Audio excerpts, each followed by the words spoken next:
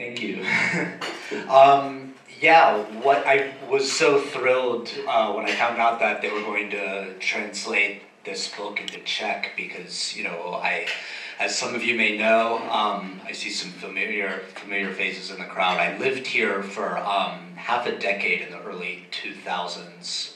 So as a young writer, Prague was a very formative place for me. And, it's, as I kind of talk about in the preface that I wrote for the Czech version, I discussed kind of the ways in which living here was very formative for me as a writer, and sort of in just sort of my aesthetic and a lot of my ideas that I've formed in the years since. So yeah, it's thank you so much to the Center for Contemporary Art and for translating this book and everyone who put their efforts into that. Mark Terr and his beautiful drawings in this edition, so great, so happy.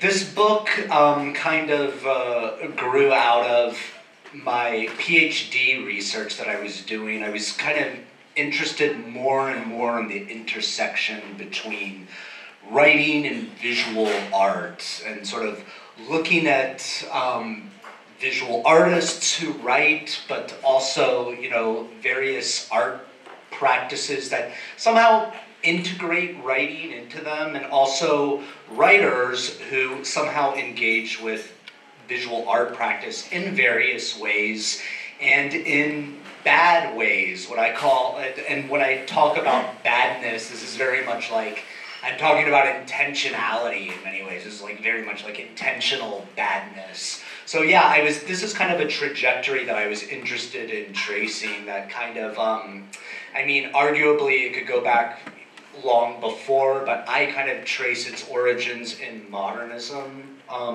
And I, especially in the work of Gertrude Stein, who in many ways I've thought of as the first art writer, as opposed to art critic. So I'm just going to read some short passages from the book, kind of throughout the next hour, just to give you kind of like all the worst parts, let's say, in keeping with the spirit of bad writing. So yeah, I'm going to start with this short section on Gertrude Stein. Well, I'm going to read a short section from a much longer essay on Gertrude Stein called Bad Writer. In writing her near 1,000-page novel, The Making of Americans, over 8 years, Gertrude Stein came to realize that incorrectness was actually the correct form for her novel. That is, she had what we might term realistic expectations of the novel's potential readership, anticipating the work's status as one of the 20th century's great unread books.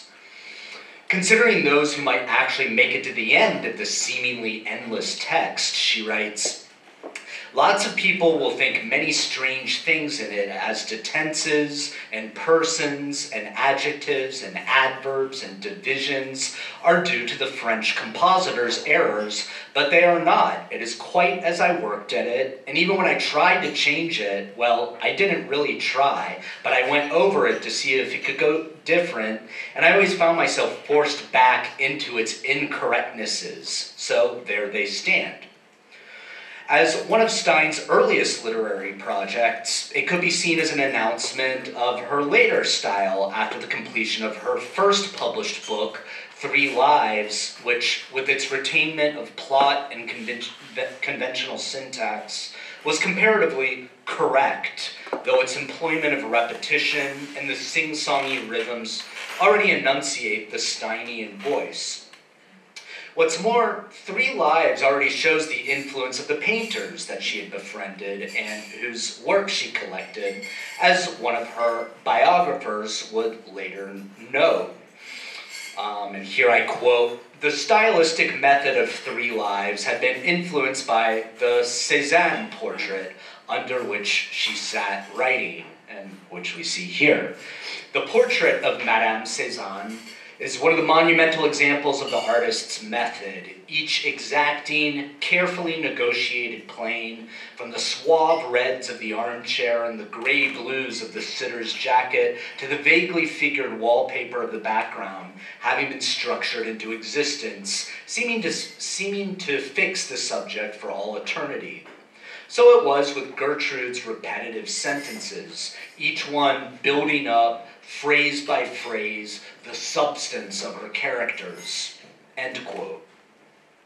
This painting, which Stein and her brother acquired in 1904, was included in that year's scandalous Salon d'Automne, which saw Cézanne and his fellow modernists ridiculed by an uncomprehending press.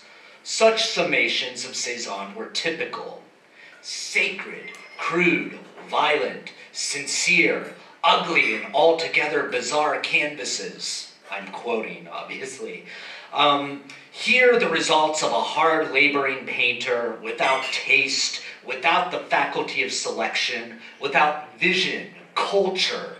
One is tempted to add intellect, who with dogged persistence has painted, in the face of mockery, painted portraits, still life, landscapes, flowers, houses, figures, painted everything, painted himself.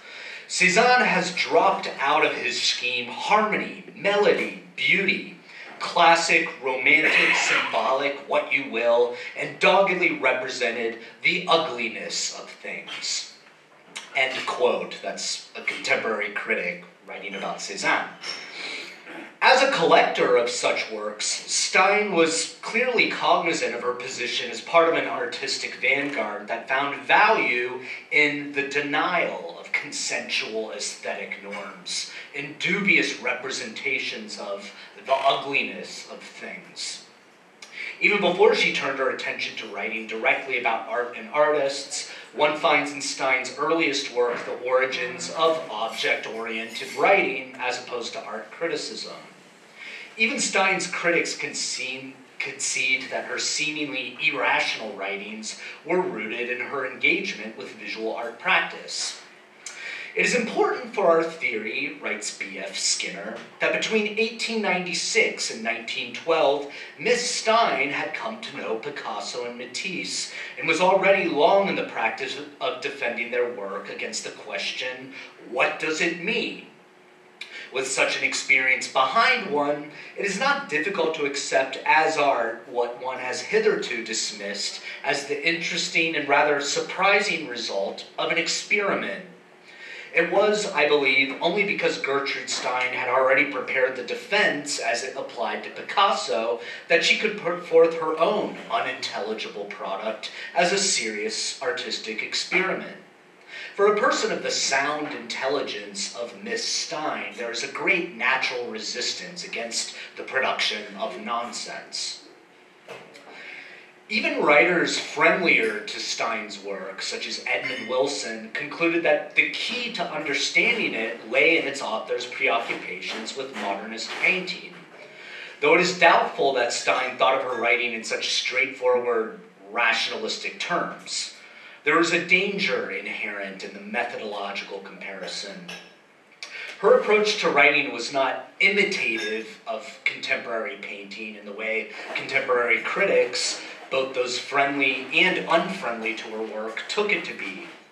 Neither art form justified the ways and existence of the other. The autonomy of each was asserted through its individual practitioners' approaches. Rather, there was a processual corollary between the painters associated with modernism, who took painting itself to be their main subject, and writers like Stein, whose subject came to be language itself.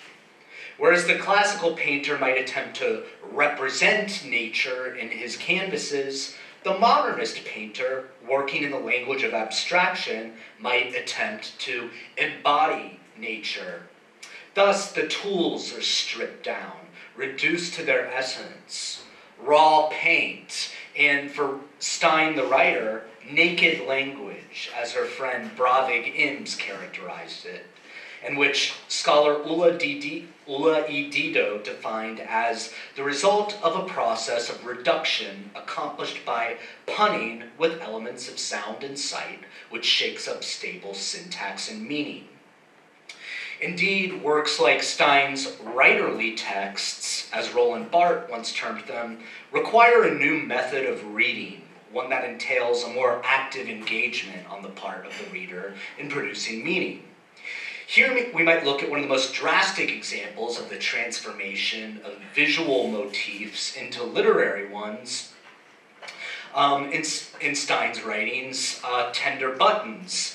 This series of poems, written in prose and divided into 3 sections, allowed Stein to render her own abstract pictures, to embody her subjects via words. And most of the texts are very brief, much like this one, Red Roses, a cool red rose and a pink cut pink, a collapse and a solid hole, a little less hot. This is kind of typical of the poems making up Tender Buttons, as those of you who have read it will know.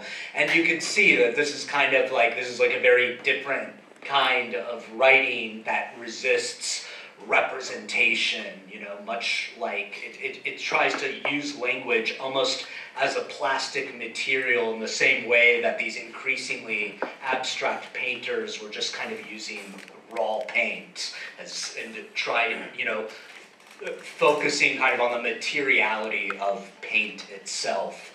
We can see how Stein is kind of doing the same thing with language here. So yeah, I'm gonna now skip ahead and talk a little bit about a movement in the early 2000s that was taking place. I guess now that I think about it, around the time that I was living in Prague, and it was a movement called FLARF, F-L-A-R-F, which was kind of a movement which is about writing intentionally bad poetry. So I'll read a little bit from this essay on FLARF in the book, which is called The Language of the Toilet. Gary Sullivan, American poet, experiences the death of his grandfather, an amateur poet. Shortly before the grandfather passes away, he telephones his grandson to boast that he has won an important poetry contest. The contest turns out to be one initiated by the now defunct Poetry.com, one of countless cynical scam sites, vanity publishers that prey on would-be poets. Every poet who submits a poem wins, and each is celebrated by inclusion in a trophy anthology alongside other winners, all of whom are implicitly expected to buy several copies of the book. So after his grandfather passes away, Sullivan decides to exact revenge against this scam machine by sitting down to pen the absolute worst poem he can manage and submitting it to the same organization in order to see if his poem as well will be accepted. And so he titles the resulting mess, which is the foundational FLARF moment, which I'll now read. Yeah, it's true. Big birds make big do. I got fire inside my hoopa chimp TM. Gonna be aggressive, greasy. Oh yeah, God, wanna dude.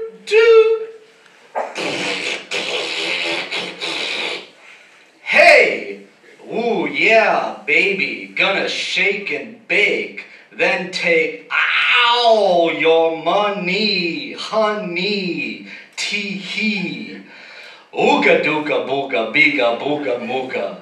Hey, you stupid Mick, get off the paddy field and get me some chocolate quick. Put a Q-tip in it and stir it up sick. Pucka-mucka chocka-waka ding-dong. Fuck, shit, piss.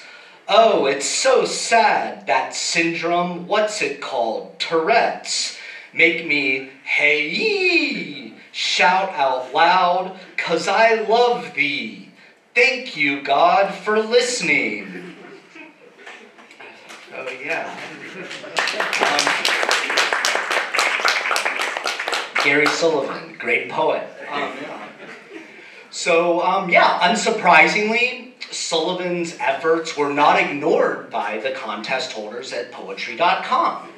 Within weeks, Sullivan received a letter of acceptance, arguably the aesthetic equal in prose to the poem itself. Gary, over the past year, we have conducted an exhaustive examination of over 1.2 million poems that have been submitted to us. Only a small percentage of individuals whose poems we have reviewed were selected to be part of this distinguished project. Was selected for publication because it sparks the imagination and provides the reader with a fresh, unique perspective on life. We believe it will add to the importance and appeal of this special edition. Of course, Gary, as always, you are under no obligation whatsoever to submit any entry fee or subsidy payment or to make a purchase of any kind. Your poem will be presented in the most elegant way possible. This coffee table quality book will feature an Aristoc leather cover stamped in gold and a satin bookmarker. So Sullivan goes on to share his schoolboy prank on this poetics listserv, this message board that was very popular in the early 2000s in North American avant-garde poetics, and it kind of gives rise to this movement of other people who start saying, like, yeah, let's start making flarf, as Sullivan called it. Let's start making intentionally bad poems. Let's let's almost like make it a contest, see who can be the absolute worst. So one of the methods that they decided to employ was known as Google sculpting. And this process involves entering 2 random words or phrases into the Google search engine and then mining the results, selecting lines from the displayed textual results without clicking on the websites themselves, and then like crafting those lines into a poem. So it's kind of like working with chants, in the way that, John Cage, people like that used to do. So for instance, K. Silam Mohammed, one of the Flarf poets, he entered 2 random phrases, Yankee Doodle and fuck machine, into the Google search engine. And that's how he derived the following poem, Yankee Doodle Fuck Machine, which I will now read. I am a robot and I'm angry at people. I'm not wasting a vacation on a Boy Scout jamboree. The songs I can play are Fur Elise, The Entertainer, Fuck You Becky, and I'm Not Gay. Anne Murray is the ugliest boy I have ever seen in my life. He is optimistic that man will come out on top. Where the fuck is my time machine? Regardless of how indisputable it may seem to the fags or Arabs or whatever, we all have to have banks, and as such, banks get to fuck up politics in America and the world. At night, we ride through mansions of glory in suicide machines, and fuck them, Flaubert wrote in his journal with the little ow, whack, whack, whack, whack, whack, as he sat in his gold Rolls Royce. Poems from Kansas don't have to be that crazy. One of them is Yankee Doodle, the other one isn't. Then, cowboy, change your ways today, or with us you will ride. Keep your stick on the ice. Go fuck yourself. There are over 100 words for shit and only one for fuck you. And every one of the self-serve machines at Kinko's is an Anne of Green Gables pop-up dollhouse. So yeah, that's Yankee Doodle, fuck machines. And so Google sculpting, you can see another bad writing method. Yeah, so around the same time, or maybe a little bit earlier, I'm probably getting my history wrong, but there was also this movement, mostly in North American poetics, again called conceptual writing, which is probably better known than Flarf. Maybe some of you have heard of it. Kenneth Goldsmith was one of the main practitioners of it. And I have an essay on conceptual writing, so I'll read a little bit about that as well to introduce this practice, this bad writing practice. In his manifesto-style essay, Conceptual Poetics, Kenneth Goldsmith announces the death of originality, the advent of a bad poetry rife with bad language. And I quote, "Language is junk, language is detritus, nutritionless language, meaningless language, unloved language, entartete Sprache, everyday speech, illegibility, unreadability, machinistic repetition, obsessive archiving and cataloging, the debased language of media and advertising, language more concerned with quantity than quality," end quote. So we could propose that this comes out of a love of the colloquial, of the debased state that language has reached in a world where most people's, most intimate relationships are mediated through machines. A world seemingly hundreds of miles away from the literary as it is traditionally conceived. Conceptualism proposes a diseased writing practice whereby writerly impulses are ignored or, at best, subsumed into choice.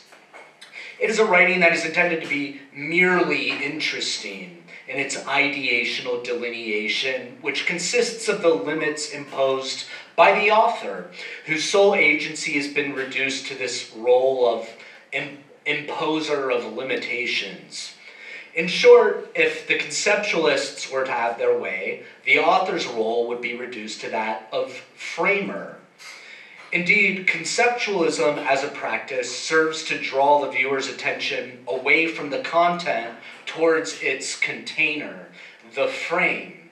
And so yeah, I won't read you any conceptual writing because, as Goldsmith himself says in interviews, he gives these kind of really deliberately provocative interviews where he says, things like, "My books are not meant to be read, it's just the idea that matters." He does things like, one of his books is called The Weather, and in it he just reproduces weather reports from the year of the New York Times, and he calls it a poem, so it's, I'm not like a huge fan of conceptual writing, as if you read my essay, it becomes clear, just because, if I have to frame the bad writing that I'm interested in using these art historical terms, as Goldsmith is wont to do, I would say the bad writing I favor is more kind of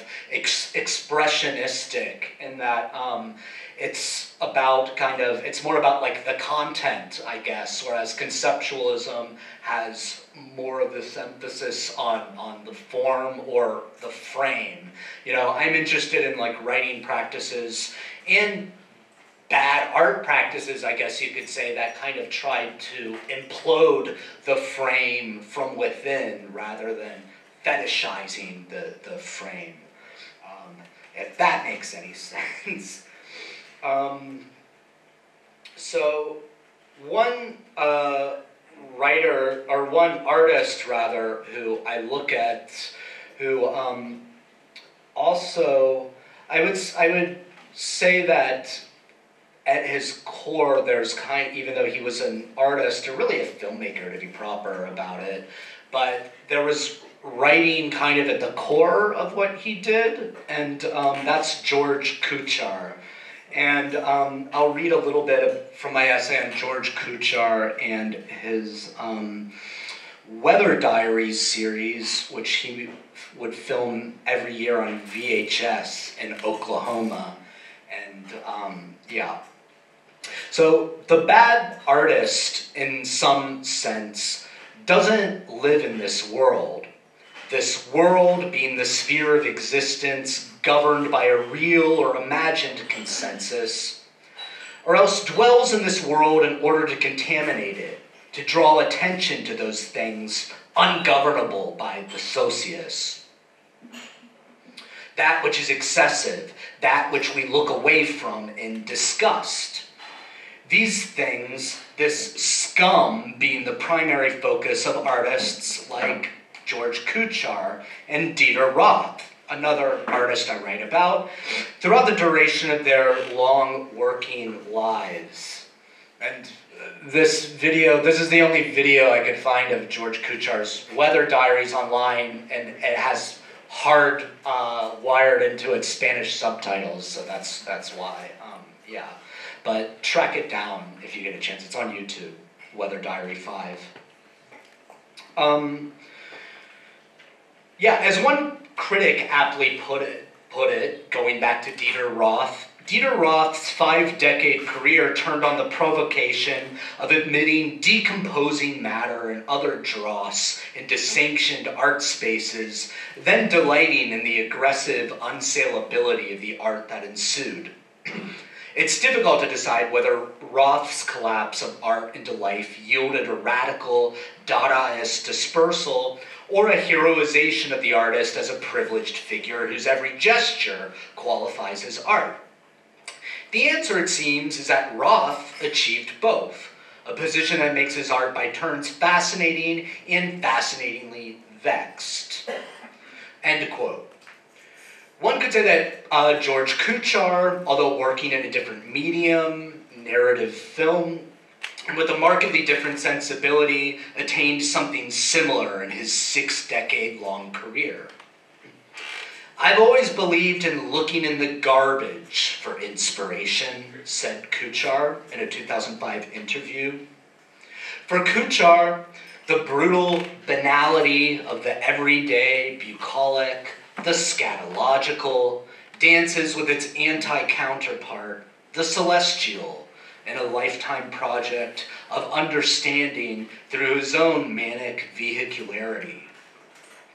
If we need action, says the voice of Kuchar at one point in Weather Diary 5, as the camera pans up toward an ominous gray sky, we know where to look. The joke is typical Kuchar fare, commingling his frustration with the lack of sexual stimulation, cooped up in the motel room he's isolated himself in with the inherent dangers of the locality, the Tornado Alley region of Oklahoma that the filmmaker visited each spring for more than 3 decades. The artist's body, its functions, failures and peregrinations across the trashy landscape of a middle American nowheresville is as much the subject, the object, the subject, as the severe weather that he fears and is simultaneously fascinated by. There's something quasi-spiritual, Rabelaisian about the quest. Want answers for the urges troubling us down here? Look to the skies. So the result is a seemingly endless, very personal theater of absurdity, the likes of which really have no cinematic parallel.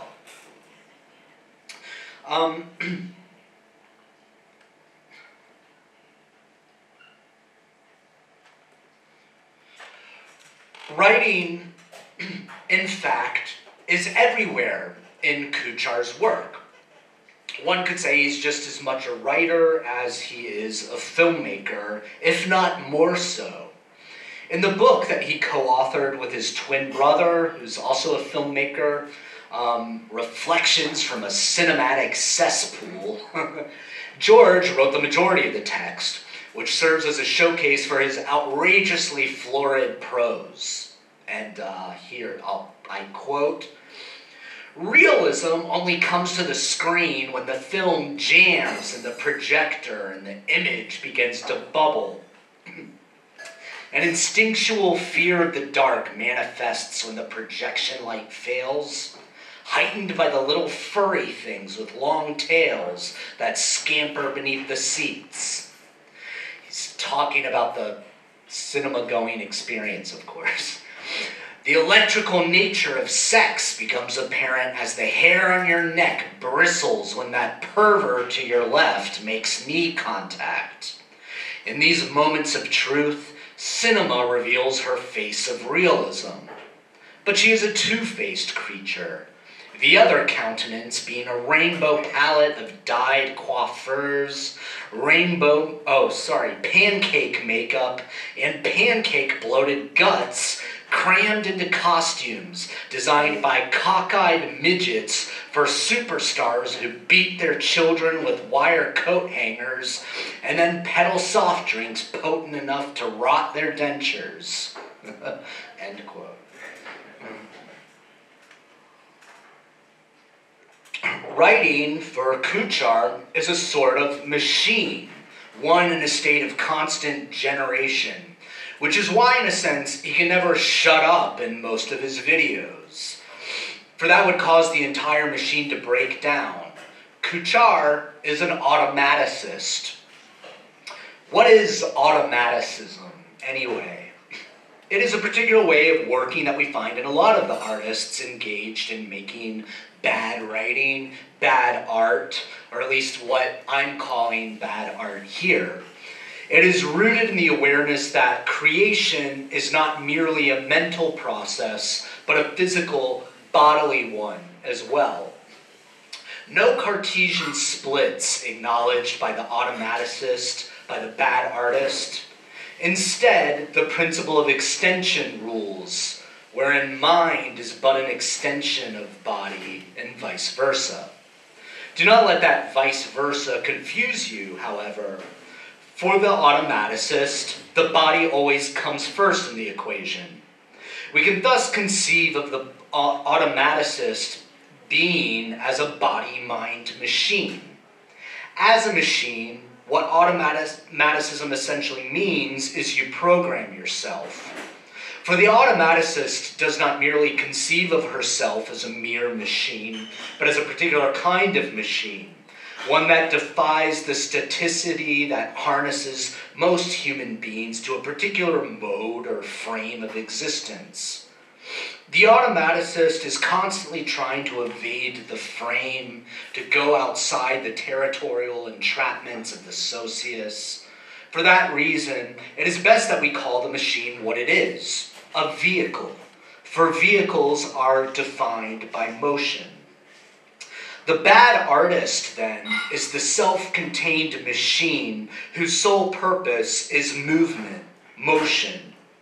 The work produced is bad because it is but the byproduct, the exhaust of the process. That is why, as is so often the case, what we find is a triumph of quantity over supposed quality. The latter is annihilated in the explosion of the former. Kuchar's vehicularity was most pronounced in his switch to video. Anything necessary to keep the vehicle in constant motion without slowing down, despite the resistance he met with among fans and colleagues. Those voices, Kuchar realized, did not belong to the people expressing their disapproval. They belonged, in actuality, to the law. So yeah, I'm gonna read now, switch to another bad artist who is kind of positions his work outside of the law, or wants to pose a direct challenge to these conventional laws. And that's Bjarne Melgaard, one of whose installations you can see right here. The vehicle in a state of constant movement, across the canvas, across the floor, across the continent, jerking and swaying, shivering and ejaculating, cold sweat, hot sperm, fueled by chemicals and paranoia, selves splattering themselves across surfaces already densely layered with previous splatterings, prior images covered over with brand new eruptions, tarnished and preserved through their tarnishment. The scriptophiliac splatter holds sway over any possible articulated Apollonian meaning. This is what it is to write with the body. Emotions can be extreme things when you have no real desire to control them. Bjarne Melgaard's art comes across as something much closer to need itself, writes Jerry Saltz. Something maniacally important he's trying to get at, even if he knows that in our oversaturated, defensively cynical moment, that this is almost impossible. The result is death drive and life force in collision. Sex and death, both aims driven by desire, united in a vehicularity, a drive that, like every bad art object should, desiccates the frame, giving rise to a froth that resists containment. Melgaard is the sort of artist that the art world hates to love, and in return, he hates them right back.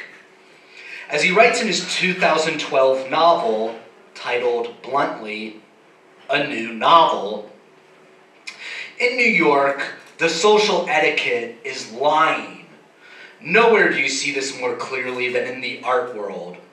You never have to worry about what stupid sentences came out of your mouth the previous night, because everybody is so self-involved that they never even remember what you said. Never is a story told twice the same way, because everybody is entrenched in lies they read as truthful, only because they're so transparent. End quote. Like Dieter Roth, the everything artist for whom the supposed boundaries between disciplines was something to be violated rather than revered, Melgaard is responsible for thousands upon thousands of works of art, paintings and drawings and pieces of furniture, often installed on top of one another, as we see here, each impossible to discern from the next. According to various biographies and critical writings on his work, Melgaard has also authored dozens of novels, though his employment of the term reflects Gertrude Stein's refusal to respect categories, as some of these novels were in fact exhibitions of complicated installations where text and image met, only to devour one another in the space. And this is a photo exhibition actually of one of Melgaard's novels, so-called. As Ina Blom, a Norwegian art historian who has written extensively about Melgaard, comments, the novel here is not a dignified cultural format and not a token for the benefits of reading.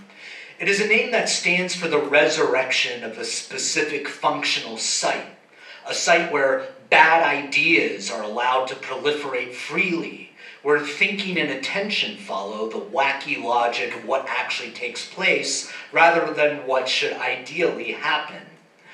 For this reason, it is also one of the few places where it is possible to articulate not just the abjection, but also the strange and expensive resources of the body in pain, end quote.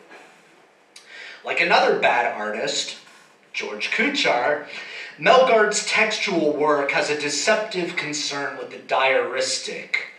Deceptive in that Melgaard has stated he is not interested in autobiography, but with autofiction, the vehicular proliferation and perpetuation of self-mythologies across a space, whether that space be virtual or real. At the core of his motives is an excavation of abnormality in all its ugly abscesses. He rejects the political correctness, the progressivist stance of mainstream neoliberal society's enlightened stance toward queer politics in favor of what we might deem exceptionalism, which seeks out the extremities that such discourse willfully overlooks in putting forth its agenda. Yes, he stated in a recent interview, it has been very important for me to explore the places where abnormality exists in society. For me, it has to do with being homosexual. In many ways, I don't think there has been any real homosexual liberation because this fight for freedom has in some strange way excluded what is different and divergent. The struggle to marry and have children has a reverse side, which shoves everything that doesn't fit into the heteronormative category into the dark, end quote. Melgard goes into that darkness. The darkness facilitates the eruptions of his vehicle. The eruptions, his splatterments, serve as an allegory, not just of homosexuality, but of a larger society in decay. I'm gonna, read/talk about one final bad artist/writer, and then maybe if anyone has questions, we could have a conversation. Or perhaps do it in a more casual way with drinks in our hand. This is artist Ryan Trecarton. I'll just play the video that I'm going to speak about in the background. It's probably one of his best known works, IB Area. It's a video installation. It's feature length. It's almost like 2 hours in length. And it's available, if you haven't seen it, you can see it for free on this website, ubu.com, which is actually curated by Kenneth Goldsmith, who's kind of one of the founders of conceptual writing. So yeah, I'll let this be kind of the background noise, the visual noise, and I'll provide the sound. Perhaps traditional writing practices are, in fact, a dead end. It could be that writing has finally reached that plateau so long ago attained by the other arts, having left behind its traditional perimeters and polluting the once sacred spaces of other, formerly autonomous disciplines. Perhaps now is the time for us to take into consideration writing in the expanded field, to employ Rosalind Krauss's famous phrase for sculpture. And in order to do that, perhaps we would do best to look at one of those contemporary practitioners whose expanded field bewilders, if not desiccates, the frame. Though a video artist by convention, Ryan Trecarton is also an artist for whom writing plays a formidable role in his overall practice. His work departs from a zone that will be immediately recognizable to most of us. The reality TV script is, by now, formulaic, easy enough to decode by nearly anyone. It's been around now for a generation, probably longer. I think I wrote this in 2011 or something, so some of this is a little dated. It's been around now for a generation, the younger me wrote. The youngest among us has known no other function of television other than constructing and presenting a mediated form of reality. Okay, I was wrong there because obviously there's been a big explosion in, TV series, over the years, but yeah, anyway. There I go again, editing as I'm reading what's already been published when it's too late to edit. Trecarton's work, and in particular his film IB Area, is both an amplification and a distortion of that script.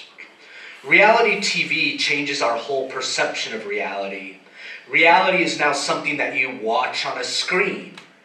In IB Area, we get screen upon screen upon screen upon endless screen. The screen is both filter and transmitter of heavily performed and heavily edited reality.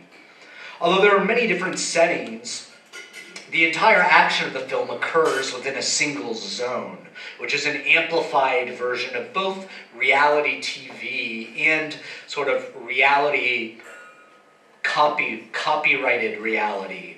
A space where all interactions are heavily scripted in order to orchestrate the illusion of chaos and a natural collusion of conflicting wills. A locale controlled by a god whose iterability manifests itself in a total situationality that is occluded by the all-recording, digitalized uber presence. Affectation and gesture become just as important as the text being deployed by the participants in these multi-proliferatory screens. They become the emotive norms that encase the seemingly random collage of words and ideas that form the script, thoughts melting into one another linguistically because one thought can never be completed. A new real order of distraction. There are many different ways of watching IB Area. It's like taking a different ride each time. There's the participatory way, wherein you join the party, projecting your own zone of being and becoming into the total minimal situation that the film proclaims. The narrative engulfment, in which you attempt to navigate the multilinear pathways that the plot entails. The linguistico-linear tributary, immersing yourself in the piece's pure language stream, finding the sense in the seeming nonsense. Imagistic engulfment, giving yourself over to the sensory overload in the film's manic cuts, the repeated strains of neon color, the detailed visual anarchy of the sets and costumes. The energo-intensive path, wherein affectation becomes your beaming guide. The elemental way, in which you attempt to sort out the millions of parts that form the spectral collage of the whole. In all likelihood, however, your way of taking an IB Area will combine all or many of these methods, thus putting you in a schizoid delirium that may repel or enliven you, depending on your openness toward destabilization and the manic mediation that forms the fabric of reality TV and copyrighted reality. All of your impulses become amplified. The aim of your desires is no longer certain. Stable identity becomes a joke. It can be a discomforting ride to take, which makes it all the more worthwhile. It should be noted, however, that there can be no characterological way of watching IB Area, because in a utopia where identity is so fluid, there can be nothing so solid as character. Thus, there is no such thing as a standard linear narrative. Rather, the triumph of simultaneity, both the multiplicity inherent in being and in situationality. In one of Trecarton's subsequent films from the Any Ever series, a character suggests rewriting the U.S. Constitution and replacing the word God with internet and people with situations. If the film can be said to be about anything, and this about is always the worst thing anyone could ever ask of an artist, as it necessitates going outside the work, though we often do ask this of artists, what is your work about? Then it is the dissolution of identity into a sort of digital being, a hallmark of the new real order. Don't like your identity? Buy a new one online, pay with plastic. Don't react, redact. Sometimes I feel like a prequel to A Horrible Person, says one persona early on in the film. This embrace of becoming a multiplicity of selves Everyone is different people, different genders. This is certainly a generational influence. An abundance of youth marks every Trecarton statement. Despite the current shadows looming over the civilized West, we must keep in mind that the reality TV generation approaches the world with an overload of confidence, unafraid of the consequences of taking risks, unafraid of appearing stupid.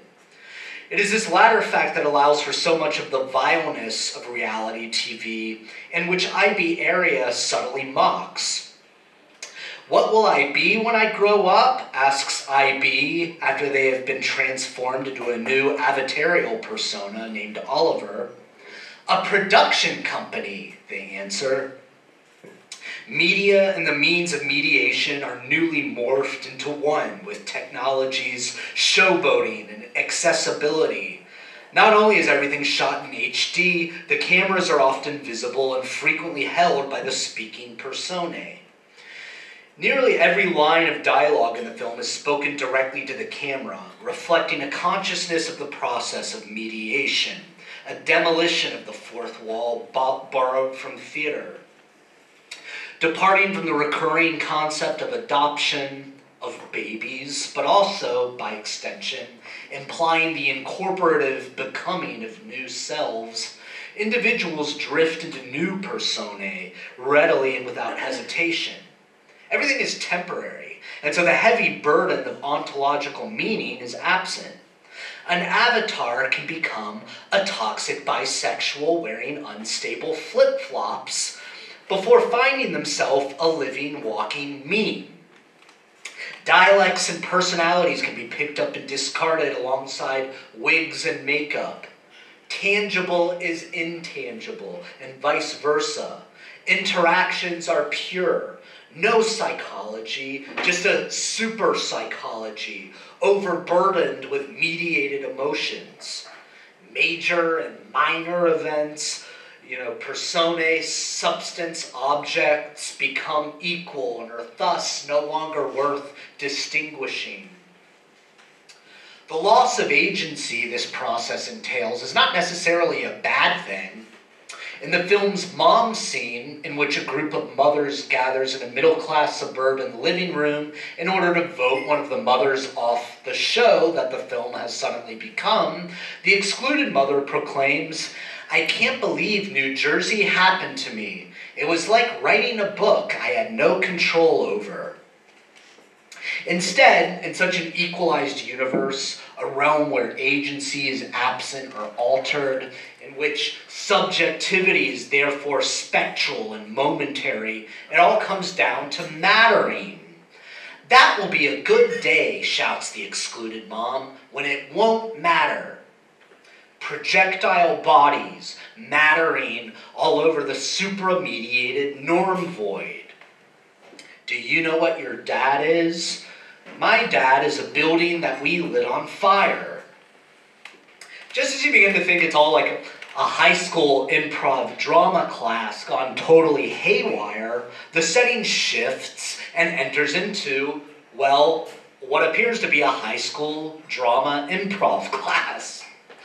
While narrative shifts occur all the time throughout IB Area, in keeping with the multilinearity that is the underlying aura of the piece, a major shift nonetheless can be detected about an hour into the film, or perhaps a shift of realms. This new realm is a classroom compound overruled by a pregnant, authoritarian teacher, Jamie, and her muse, Ramada Omar. Jamie sits with her legs spread wide open and squats constantly while standing, always about to give birth. Ramada Omar rolls around on the floor squealing, "This is my favorite interactive." "It's not phone, you person. Go call yourself," responds Jamie, one of these great non sequiturs that makes up the script. So, how does all this mattering come to resolve itself in the light of the total minimal situation, as Trecarton calls it? Perception, after all, can also be a physical object in these heightened terms. Saying is an object, so is this gesture. No symbols were none intended, Beckett famously wrote at the end of his novel, What? But how to read in the absence of symbols? Do reading and being become intertwined through projection and participation? How does the frame manage to function when its content's aim is to completely decimate the material structure of its container? We have to see the reality TV zone for the metaphysical failure that it is. Just as, say, human laws cannot physically prevent someone from committing a crime, our own physical containers can no longer contain us if they ever did. IB Area is the drama of this failed containment, a literal and ritual purging of the frame. Don't tell me what something is, rather, inhabit it. In the end, the personae trapped in the zone of IB Area are desperate to get out of it, to bust it up. They are constantly picking up hammers, breaking glass, destroying the set, fueling the increasingly frenzied chaos that is the artificial guise of their inhabited voidosphere. Where to go once one finally manages to escape? Escaping is never about relocation. It is about the very act of escaping. The answer is never there, more like therein. Perhaps it's too unsettling, this sudden cognizance that there is no final destination, only constant movement in store. If there is any true reality, then it is in the machinic nature of shifty becomings, the drive to escape the inescapable. Perhaps the right attitude is best expressed by one of Trecarton's all too real personae. Fuck you and sign out. Thank you.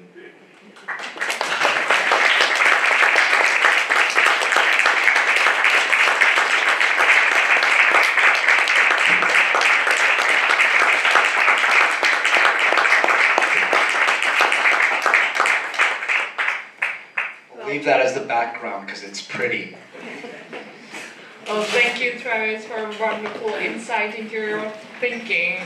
I'm opening the discussion, so is there anybody who wants to ask any questions? Feel free. Take it as an opportunity. You may ask in Czech or in English.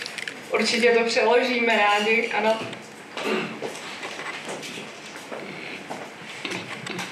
Thank you very much for your talk. I wanted to ask about the role of intentionality in bad art.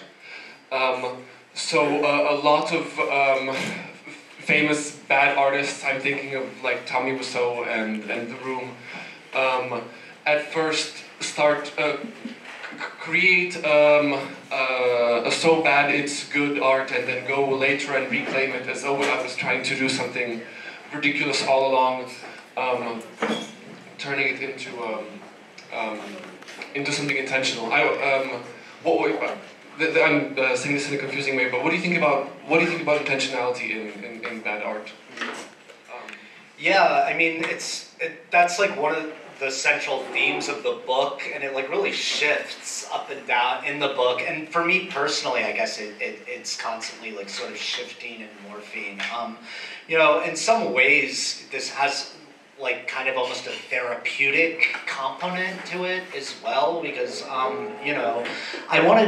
think what I fundamentally wanted to do at a certain point in my own writing is just to give myself permission to fail, to make something bad, and because a lot of the times when we're in the process of making, when you're so close to like the object, to the thing, you have no way of judging. You lose all your judgment. You can't tell anymore if what you're doing is bad or good or not, and you need to like step away from it. So I guess key into if we're talking about intentionality in a larger sense, we have to talk about like time and process and the stepping away. And also, and I guess I hinted at this as well when I was talking about, you know, Gertrude Stein and Cézanne, the way that, you know, the Cézanne and these other modernist painters were initially received. They were initially received as bad artists as a result of the process of historicization. Of course, not only are they considered like great artists, but they've almost, you know, like, you know, I read this great essay that's, I think it's coming out in Artform in a couple months, about how Impressionism, about tracing how Impressionism became the sort of like house style of like bourgeois, banal respectability, you know. But when the Impressionists first started out, it was bad. So I guess, yeah, I mean, yeah, so a lot of this is about intentionality and about, you know, I guess in part what I'm trying to do is provide like a theorization of the avant-garde, you know, both in its historical sense and the way that it extends to the present day, and think about the ways that, yeah, the avant-garde has always been, whether people, you know, realize it or not, is about engaging in intentional badness, if that makes sense. Well, any other questions or comments? Yeah. Is there a relationship, do you think, with like media that make things easy, or like, you know, for example, the way that photography allowed you to suddenly make images even without any training or skill, and like this kind of Google, like the Google search tool as something that allows you to just produce content without actually doing anything, and now we have AI that you can like how does it relate like to new media that can allow us to do things without actually having to learn them, like? I mean that's an interesting question. I think in some ways the question that interests me more about these new media and these new technologies are the ways that we can abuse it, you know, for artful purposes. Yeah, I am interested, and I guess there's probably people already who've begun like abusing AI in this sort of like bad way that I'm describing, just like the Flarf poets were abusing the Google search in a way through this method they called Google sculpting. So yeah, it's and photography, in what ways, what would be a good example of abusing photography? You know, a friend of mine who's a photographer was doing these experiments where he would like throw the camera in the air while it was capturing an image, and like, you know, and things like that. So yeah, I mean, like, I think as these new media, new technologies evolve, maybe it's in the very nature of artists to find ways to sort of misuse them, and yeah. Or maybe what a better way to put it is like, is using media badly a particular kind of skill? Mm-hmm. You know, as in, like writing well is a particular skill, and like. Yeah. I mean, that's hard to say. Because when we start getting into the issue of skill, I mean, I think it opens up all sorts of interesting questions. You know, like Picasso, before he got to the point where, you know, he was making all of these radical breakthroughs and making these, you know, crazy paintings that people, when they first saw them, thought they were bad paintings just because they were like, you know, what? It looks like a mentally, you know, deranged person painted these.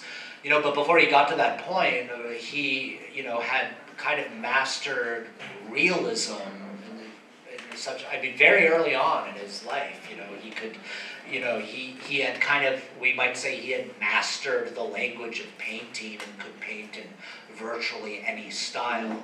So yeah, that's an interesting question, you know, when it comes to skill. Do you have to get really, really good at something before you can start intentionally being bad at it, I don't know, you know. But I think it would apply, yeah, to, you know, artistic media and new technologies as well. I think I have a microphone. Thanks very much. I wonder if you could help me understand one or two things that I didn't quite follow on. You don't like conceptual writing and prefer the bodily, the physical aspects. But conceptual writing is to a large extent about the physicality of the paper and the printing and so on. Isn't there a kind of a bridge between these things? And then you also said you like things that have content, but you also didn't like the question that most art students get asked all the time, what is it about? I.e. the question about content. Sorry if I'm... Thank you for those questions. Those are very good questions. I'll start with the last one, I guess. I'll work in reverse. The question, like, what is it about? I think it's always difficult for an artist to answer this question because, like, you know, because I think most artists resist summarization, you know, like the ideal answer to that question for me about any of my books would be just to like read the entire book out loud from start to finish. Because, you know, I think that there's kind of this kind of, I don't want to say violence, but whenever you're forced to summarize something, you're always filled with fear of like what you're leaving out. There's always this fear of like misrepresenting the essence of the thing, and so, you know, so I guess like the flippant, you know, answer to that question would always be like, you know, like I said, like, you know, what the total content is what it's about,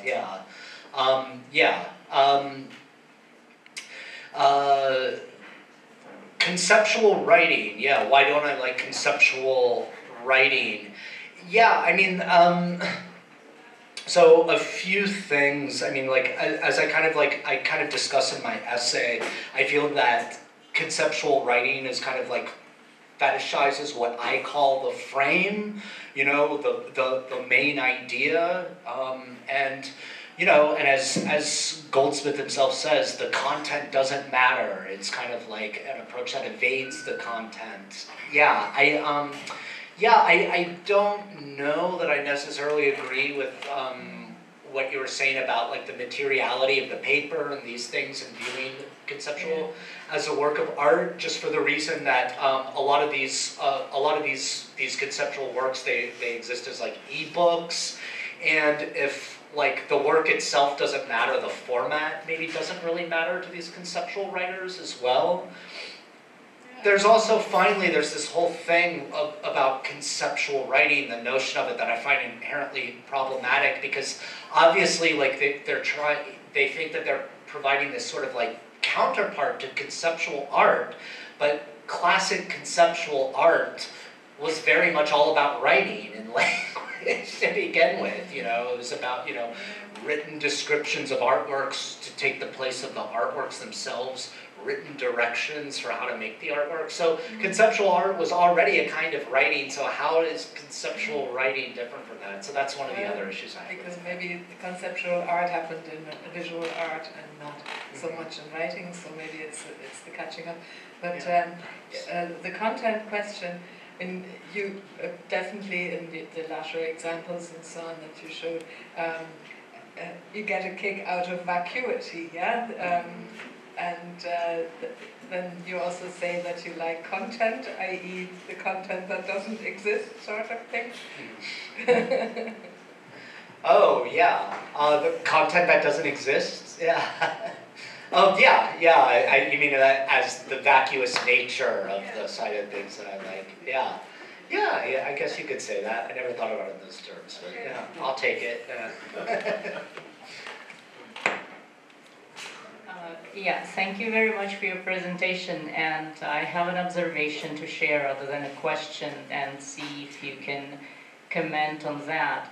The term of bad writing that you kind of titled your presentation with left me with a sense, and specifically the works you referenced, left me with a sense of dealing with extremely good pieces of artwork.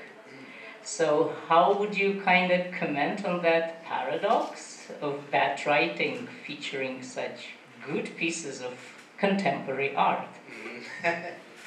Yeah, exactly. Obviously, these are all works that I like a lot and have a certain affection for. Even like conceptual writing, because I mean, I have a certain affection for it. Otherwise, I wouldn't have probably bothered engaging with it in the form of like, you know, an extended essay. So yeah, I guess my answer to that is bad is good, which then leaves us again with like leads us to this other problematic. Then what is bad?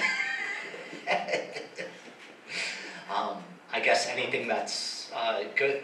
Yeah. I mean, I think that like aesthetically, these various works that I show, all kind of have this like oppositionality to what I call like the law embedded in them, which is whether we might want to talk about like the law of like what is consensually thought of as good taste or political correctness or whatnot.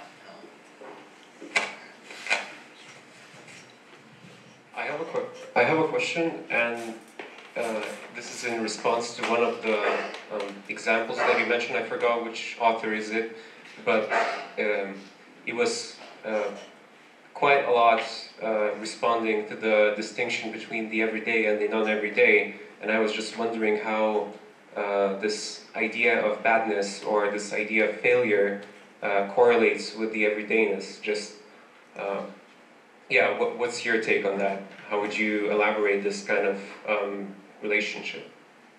Thanks. Yeah, thank you for the question. The everyday. I mean, yeah, I like it. My essay on Dieter Roth is called The Everything Artist. Not the everyday artist, but the everything artist. But I mean, like, it does kind of engage in this sort of the diaristic nature of Dieter Roth's work, where, you know, he was very much engaged in like what we might call the aesthetics of the everyday. Like, you know, he was putting like the garbage and the detritus, you know, his old cigarette butts into his artwork and things like that. So yeah, so I think like quite a few of the artists that interest me and that I kind of like think of as making bad work are very much involved in this, the everyday, the quotidian, the banal. Yeah, I think that's potentially a very interesting site for the expression of this idea.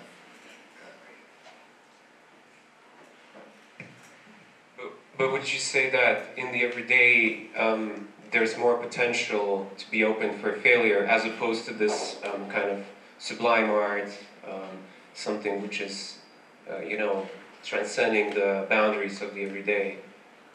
Would you say that is the reason why people tend to kind of be prone to failure even in the everyday sphere?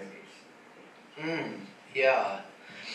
I mean, yeah, I don't know. It's hard to know exactly what we're talking about when we talk about the everyday, I guess, because it's like, you know, when I think about it, I certainly think of like George Kuchar's The Weather Diaries, where, you know, which is a direct engagement with, you know, everydayness and banality, and, you know, and embedded with that, yeah, is like an embrace of failure, or else like a fearlessness of the potentialities of failure, you know, like, yeah.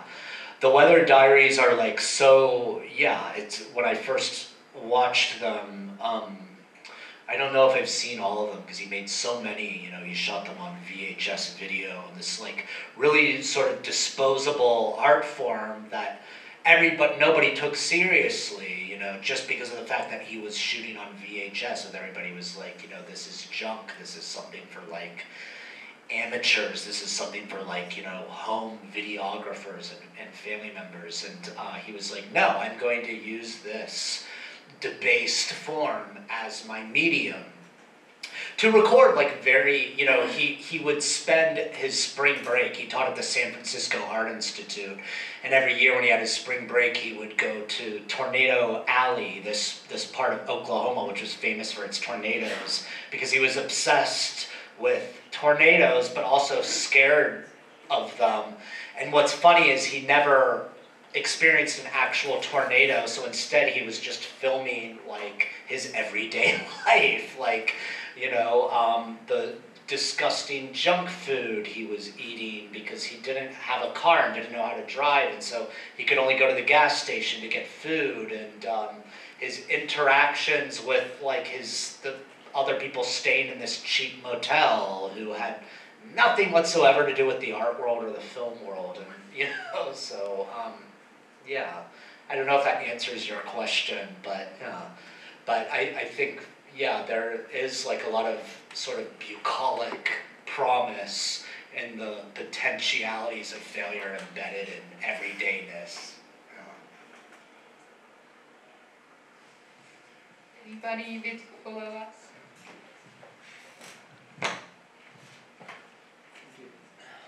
Yeah, thank you for the talk. I was wondering in general if the conceptual writing, if it communicates, if at all, with other like movements or traditions in non-English speaking countries, and in particular when you mentioned automatism and this quantity over quality, I was thinking of this French Oulipo and Raymond Queneau. I don't know if it relates in any, at least as an inspiration, where you are willingly giving up intentionality, and you have all these games in constraint writing, and you have almost this, you know, this almost mathematical approaches. You generate millions of points that are awful, and almost none of them are going to be read ever. So does it relate, and it's something older of course, but does it relate in any way? Oh yeah, for sure. I think definitely Oulipo could be related under this. You know, also perhaps like the Nouveau Roman, you know, which like, yeah. Again, like, yeah, this whole historicizing thing took place at the Nouveau Roman, right? Where, like, when Robbe-Grillet was first publishing these novels, which are just sort of like long descriptions of kind of scenery with very little action, almost nothing in the way of narrative happening, and calling them novels, you know. And at first, they met with a lot of resistance, and I mean, it's still, I guess they're not widely read, but they've at least been sort of like canonized into, you know, academia and literary history and whatnot. So, yeah. Yeah, thank you. Yeah.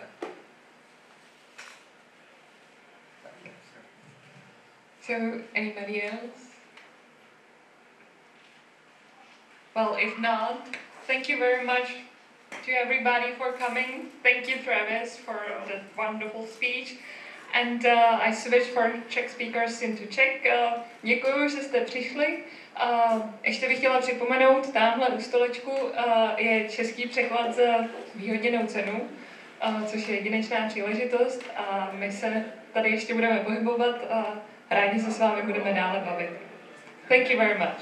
Děkuji vám.